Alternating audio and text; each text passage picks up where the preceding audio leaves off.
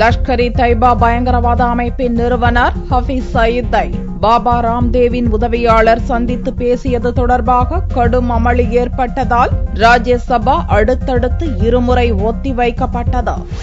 2008ஆம் ஆண்டு நடந்த மும்பை தாக்குதலின் மூளையாக செயல்பட்ட லஷ்கர்-இ-தொய்பா பயங்கரவாத அமைப்பின் நிறுவனர் ஹபீஸ் சயீதை யோகா குரு பாபா ராம்தேவுக்கு நெருக்கமான மூத்த பத்திரிகையாளர் வேத் பிரதாப் வேதிக் சந்தித்து பேசியுள்ளார். பாகிஸ்தானில் அண்மையில் சுற்றுப்பயணம் மேற்கொண்ட வேத் பிரதாப் வேதிக் ஹபீஸ் சயீதிடம் ஜூலை 2ஆம் தேதி பேட்டி எடுத்துள்ளார். இந்த விவகாரத்தை ராஜ்யசபாவில் திங்களன்று எழுப்பிய காங்கிரஸ் உறுப்பினர்கள் அரசின் ஒப்புதலுடன் ஹபீஸ் சயீதை வேத் பிரதாப் வேதிக் சந்தித்தாரா என்று கேட்டு அமளியில் ஈடுபட்டனர். இதனால் அலுவல் துவங்கிய சில நிமிடங்களிலேயே சபை ஒத்திவைக்கப்பட்டது. 15 நிமிடத்துக்கு பின் மீண்டும் சபை கூடிய போது ஹபீஸ் சயீதுடனான சந்திப்பின் பின்னணி குறித்து அரசு விளக்கம் அளிக்க வேண்டும் என காங்கிரசார் கோஷம் எழுப்பினர்.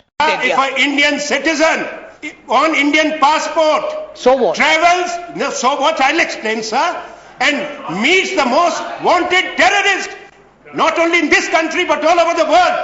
He has returned to India. What action the government proposes? One minute. You allow your citizens to openly meet terrorists. What criminal action will be taken? He should have been arrested. இது தொடர்பாக பதிலளித்த நிதியமைச்சர் அருண் ஜேட்லி, இந்தியாவுக்கு எதிரான பயங்கரவாத சதிகளில் ஈடுபட்ட ஹபீஸ் சயீதுடன் பத்திரிகையாளர் நடத்திய சந்திப்புக்கும் அரசுக்கும் எந்த தொடர்பும் இல்லை என்றும் அரசு எந்த ஒப்புதலையும் அளிக்கவில்லை என்றும் விளக்கம் அளித்தார். So as far as India is concerned and the government of India is concerned, unquestionably Hafiz Syed is a terrorist who has conspired against this country and indulged in actual acts of conspiracy. The government of India has nothing to do, not directly, not indirectly, not even remotely, with any journalist in his individual capacity meeting.